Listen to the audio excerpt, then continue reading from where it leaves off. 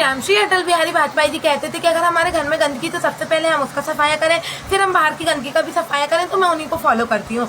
दूसरी बात, जब मैं अच्छाई और बुराई का बोलती हूँ तो कई बार ऐसी व्यवस्था बनती है कि मैं राजनीतिक दलों के बारे में बोल देती हूँ, मैं सामाजिक मुद्दों के बारे में बोलती हूँ, मैं धार्मिक मुद्दों के बारे में भी बोलती हूँ।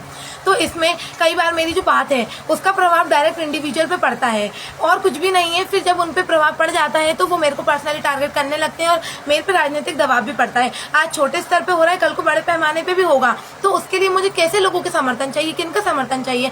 मुझे और कोई का नहीं, बल्कि मुझे हमारी बीजेपी का समर्थन चाहिए, कांग्रेस का समर्थन चाहिए, युवाओं का चाहिए, जनता का चाहिए, हमारी समाज का समर्थन चाहिए। क्योंकि मैं इस चीज से पिछड़ू नहीं, मैं अच्छाई और बुराई के लिए बोलती हूँ। जो भी हमारे देश में देशवासी हैं, जो हमारे मध्य प्रदेश में है, भोपाल में है, रायसेन में है, तो वो मेरा समर्थन करें। जो भी अच्छाई का समर्थन करना चाहते हैं, जो भी हमारे देश से प्रेम करते हैं। दूसरी बात की मैं अपनी बात कट्टरता से रखती हूँ। क्यों रखती हूँ?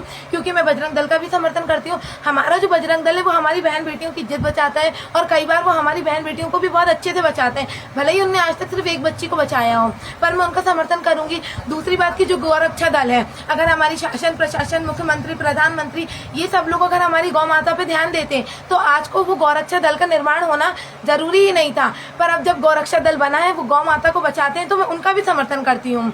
और उसके बाद बात आती है कि मुझे सबका समर्थन इसलिए चाहिए क्योंकि मैं अच्छाई का बोलती हूँ, बुराई का बिल्कुल विनाश करना चाहती हूँ।